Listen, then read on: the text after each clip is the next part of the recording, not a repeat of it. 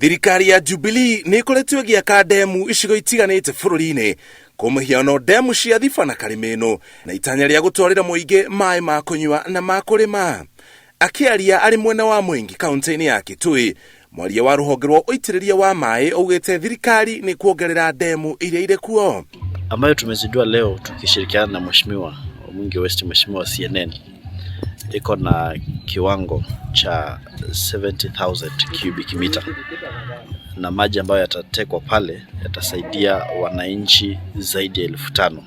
Kwaragia agĩthũrima ũthondeki wa ndemu ya Wikithuki iria irathondekwo nĩguo ĩhote gũkua maaĩ makĩria.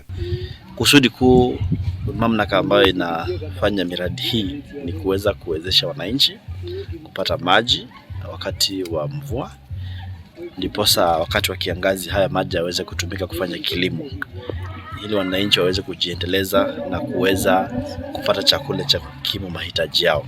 It's very important we deal with water, and every concentration in this country should be geared towards water, because water is life. This water is going to help farmers, it's going to help households to harvest clean one. And Mwinzi nĩ orĩtie mũingĩ ũhũthĩre maaĩ na ũigĩrĩrĩki matekũmaitanga kana kũmahũthĩra na njĩra cia ũrĩmi ũrahũthĩra maaĩ maingĩ. Gĩcunjĩ kĩa 80% harĩ igana gĩa bũrũri wa Kenya nĩ kĩũmagaru, na rĩmwe mbura ndiuraga wega, ũguo ndemu na ithima cia maaĩ nĩcio ikoragwo irĩ mwĩhoko wa kũnyotora bũrũri.